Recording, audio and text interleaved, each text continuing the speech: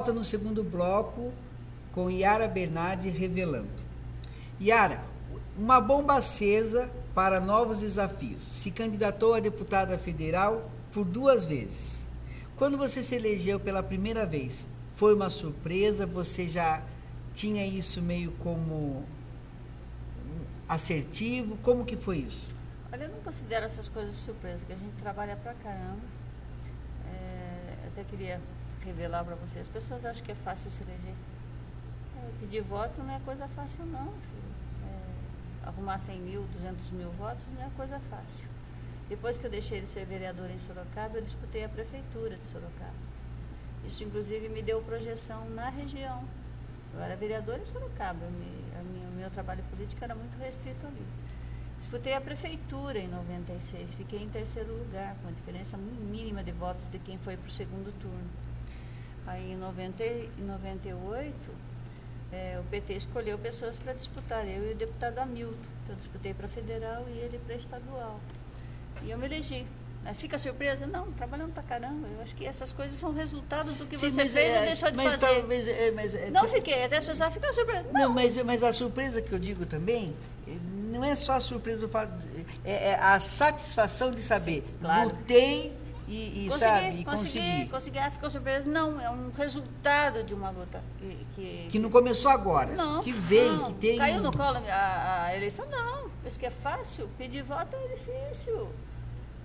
Você tem custos, você tem desgastes físicos, desgaste financeiro, emocional. Mas se você sabe rivalidades. Por que você está caminhando? Por que você está caminhando para isso? Por que você se envolveu na política? Que papel que você vai representar? O que você vai defender? Aí você tem força para continuar lutando. Quando você fala desse desgaste, essas rivalidades, às vezes, que surgem na política, muitas vezes ela sai da esfera, digamos, política mesmo e passa para a esfera, muitas vezes, particular. Existe uma intromissão na vida daquele candidato ou daquele vereador, daquele deputado. Ruim na política. Como que o que você está defendendo? Que propósito você defende aí? Mas já que você se expõe e vai para a vida pública, tome tento, porque tudo vai ser revirado e vai ser exposto. Aí as pessoas avaliam a roupa que você está usando, o cabelo que você tem, se você fez a unha ou não fez. Eu fiquei tão espantada quando eu fiz a primeira campanha prefeita que eu fui para a televisão, as pessoas notavam tudo. Está exposto, então. Se não quiser isso, não vá para a vida pública. Agora, é muito negativo quando entram em questões muito pessoais. Isso a gente viu acontecer com a presidenta Dilma agora na campanha dela, e muito mais com mulheres. Muito mais exploradas essas questões pessoais com mulheres. Agora, se não quer isso, fique na sua vida particular, não vá para a vida pública. Porque tudo, como você mesmo disse, será revelado. É como quem não é como um artista mesmo, né? Você vira um personagem, vira um personagem, você apareceu na TV, você vira um personagem, você sabe disso. As pessoas já olham você de forma diferenciada. E após essa minha, como nós falávamos, a minha campanha de prefeito me deu projeção para a disputa federal. E me elegi em 99, fui a última na bancada do PT e penso que fiz um bom trabalho representando a nossa região. Representando as mulheres. A minha luta sempre foi... sempre foi muito... você sempre lutou muito pelos direitos, em especiais das mulheres, da educação e do movimento... Júnior, eu me vi como vereadora na Câmara Municipal. No primeiro mandato eu tinha uma colega, no segundo mandato não tinha ninguém, era só eu, de mulher. Eu achava que eu tinha que fazer, era obrigação minha, um papel diferenciado. É mulher, está sozinha aqui, está representando, queiram ou não queiram, as mulheres sorocabanas numa Câmara, está representando as mulheres do Estado de São Paulo na Câmara Federal, e eram tão poucas. Tão poucas que eu achava que esse papel eu tinha que fazer. E nesse inteirinho aí também você abraçou uma causa do movimento LGTB. LGTB. As letras mudam. LGBT. LGBT. Como uma questão de direitos humanos. Acho que todo mundo tem que ser respeitado na sua orientação. Não é opção sexual, é orientação. As pessoas têm que ser respeitadas. Como todos os outros segmentos da sociedade. Isso teve uma questão prática. Quando eu me elegi a primeira vez como deputada, Eu assumi na prática o gabinete da, então, deputada Marta Suplicy. Tá. Ela já trabalhava com esse tema. Maravilhosa, né? Ela foi uma pioneira no Brasil. Nos mais variados temas, na TV Mulher, quando ela falava abertamente com as mulheres brasileiras, foi uma coisa pioneira no nosso país. Aí eu assumi o gabinete dela e pessoas que trabalhavam com ela. Então os movimentos continuaram se identificando com aquele gabinete e eu naturalmente fui trabalhando com temas que ela trabalhou, como esse da questão LGBT, os direitos dos homossexuais. Que em 2004, então, como deputada federal, você apresentou para a Câmara dos Deputados o projeto popularmente conhecido como PLC, é isso? 122. Isso. Tomou esse número, que é uma lei que torna crime a discriminação contra os homossexuais. Não está isso na legislação brasileira ainda. Que tem como objetivo a criminalizar mesmo a homofobia. Né? Aqueles que discriminam, violentam os homossexuais. E você acredita que agora em 2012 esse projeto vai ser aprovado? Eu aconselharia se a Marta está cuidando novamente como senadora desse projeto no Senado. Eu trabalhei com vários temas como deputada, esse foi um deles, a questão da educação. Aprovei várias leis com relação às mulheres, por exemplo, a lei que tornou crime o assédio sexual no Brasil contra homens e mulheres. Tá. É de minha autoria. Outra lei de minha autoria que se tornou lei no Brasil foi a modificação do Código Penal, que era discriminatório contra as mulheres. Ficou conhecido como a lei da mulher honesta. No Código Penal brasileiro, até 2000 e pouco, nós tínhamos lá as leis que atingiam e protegiam só as mulheres ditas honestas. O que é isso? Botar numa lei... Estava lá desde a década de 40, as mulheres honestas. Ficou conhecida como a lei da mulher honesta. Mulher virgem, o adultério, que era só considerado para as mulheres, mas os crimes de honra, ofendeu a honra do cidadão, ele podia matar a mulher para defender a sua honra, que era dele, que estava na mulher. Isso foi uma lei minha que modificou todo e retirou todos esses termos preconceituosos do Código Penal. Trabalhei na Lei Maria da Penha, fiz parte da comissão que criou a Lei Maria da Penha. Que é importantíssima.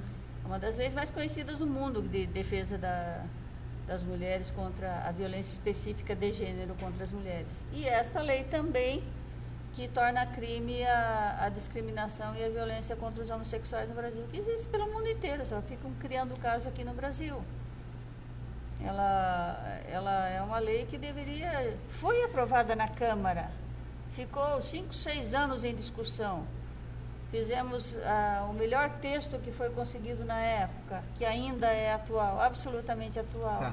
Foi aprovado pela Comissão de Constituição e Justiça da Câmara. Isso quer dizer que ele é constitucional. Foi a plenário, foi votado por unanimidade, por todos os líderes que aprovaram. Então, chegou no Senado, parou. Então, o senador Paulo Paim disse que existe boa vontade entre os parlamentares para a construção de um acordo entre a relatora, né, e a senadora Marta Suplicy. Ela já tentou esse acordo, ninguém vai votar mas nada. Um dos críticos dos projetos do senador Marcelo Crivella... Magno Malta, Marcelo Crivella e outros você acredita que aí tem uma junção, algum acordo religioso que está... É uma bancada evangélica que está... Principalmente.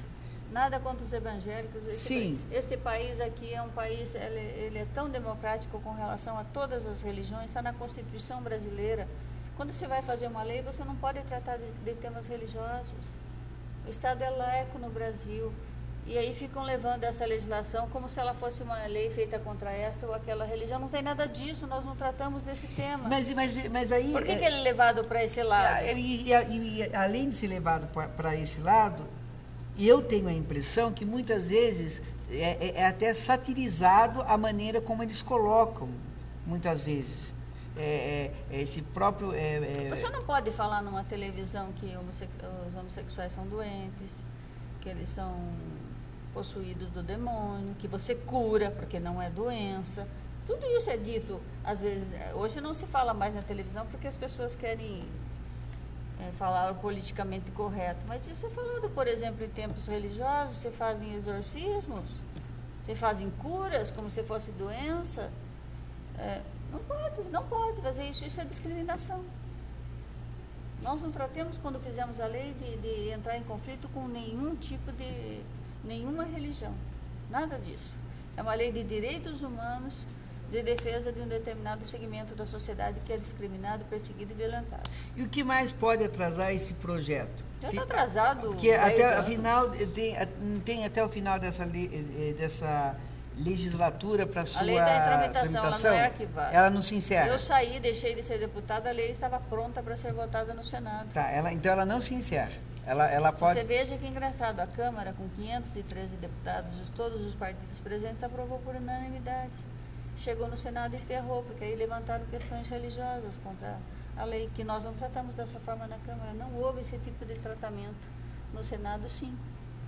Então, podemos até entender que existe uma discriminação mesmo da própria... Na medida que você não tem a lei e acontece todo tipo de discriminação e violência contra os homossexuais, você não tem uma lei específica para proibir, a discriminação já está dada. Está implícita. Nós não construímos a Lei Maria da Penha porque tem um tipo de violência que acontece contra as mulheres pelo fato de elas serem mulheres? É isso, estou falando a mesma coisa. Está implícito ali, né? E muitas vezes ainda... e aí tem juízes ainda que querem discutir a união estável, a união civil entre pessoas... O Supremo Tribunal Federal já legalizou. A união estável é reconhecida pelo aparato jurídico brasileiro. O casamento já é reconhecido. Tem toda a igualdade das outras formas de união. Desde que documentado. Quem está atrasado nessa história é o Congresso Nacional, porque o STF, o Supremo Tribunal Federal, o INSS, vários órgãos públicos já reconhecem a união civil entre pessoas do mesmo sexo.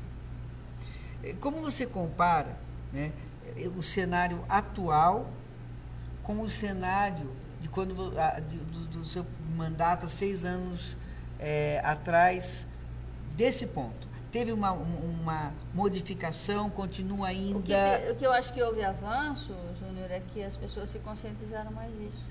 Esse tema está sendo tratado dentro das famílias. A violência está sendo mais denunciada. Novelas tratam desse tema. Ele tem que ser reconhecido com naturalidade. Mas aí nós vamos voltar a isso. Estamos terminando o segundo bloco com Yara Bernardi revelando e já voltamos.